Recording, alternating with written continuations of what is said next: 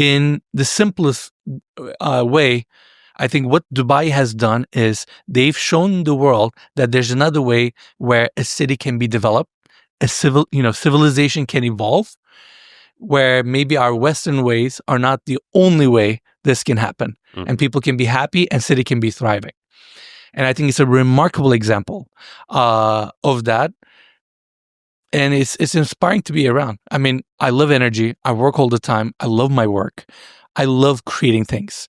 And when I come here, this is the only city that makes me feel like maybe I'm not doing enough. Every time I go LA or somewhere else, I feel like I'm pushing the boundaries. I come here, I'm like, no. Yeah. We're not doing enough. We got to do more. And that's exciting. We'll get back to the podcast in a second, but first of all, I want to say a massive shout out to Bionic. I have been using their supplements for the past 4 years. I never knew what supplements I needed to take. I'd always go into the pharmacy and buy a load of random bottles and end up popping pills all day, every day, not having a clue if I was consuming the vitamins which I should be consuming at all. But Bionic came to save the day. They are a tailor-made supplement company that will put together your own specific formula based on your activity, your gender. I have Bionic Pro, where I get the blood test done every 3 to 4 months, and based on that blood test, I get my own personalized formula. For those people who don't want to do a blood test or don't have access to that, then you can go with Bionic Go, where you just have to fill in a short questionnaire, and based on that questionnaire, you will get your tailored supplements with a surprisingly high degree of accuracy. So stop the guesswork, sign up to Bionic, and ensure that you remove those deficiencies and build up your immune system.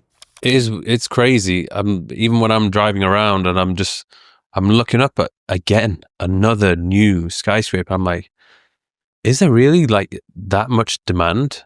And, from looking at the stats, there's literally thousands of millionaires pouring into the city like every couple of months. Some of our friends, Iman is here. So many of our friends have moved here and they're really happy. And I would imagine that these people, they've got to the point where they're probably wealthy enough to have numerous properties. Yes. So I would imagine a lot of the multimillionaires and billionaires, they have bases around the world. Of course. And this is like becoming one of the bases.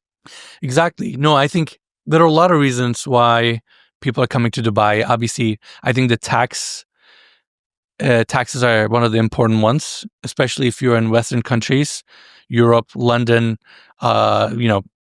California, United States, many countries or many cities, people are paying a lot of taxes. And I think people are a little bit fed up with that, because it's not that we mind paying a lot of taxes. Do we get something, out of it if you're paying all these high taxes?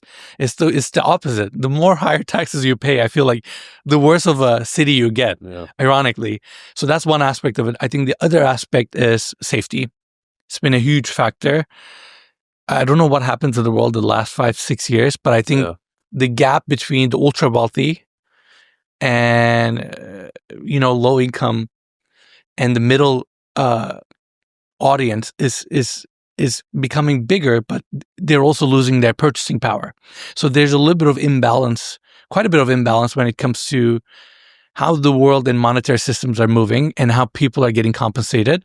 And that is creating a lot of pressure on people. So, but Dubai seemed to manage that better than other cities, in my opinion. You can see a variety of people living here very comfortably, whether it's the lower class, middle class, or higher class. And they seem to live in harmony, or better harmony than other cities that I've seen. And I don't know this part that well yet. This is one thing that I want to study. I think Dubai is also creating pockets where these individuals can live their lives and still have good quality of life, no matter what their income is. Yeah. And I think that's really important.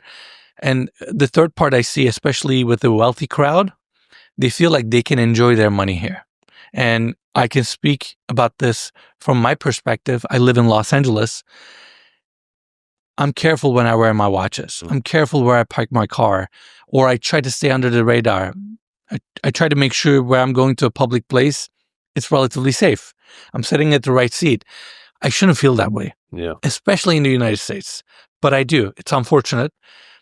I think it's seasonal. I think world is kind of going towards this correction season now, where we recognize all of these problems that we're having, and we're now doing something about it. We're more vocal about it and we're acknowledging it. But then I come over here, I'm like, this is not reality. It's laid back. Yeah. Everybody's happy. Again, I've asked so many people. I do it all the time. Hotel valet, the restaurant I go to, the people I work with, the, dinners I go to. I'm asking everyone. So far, I haven't found one person that complained about living here. Yeah.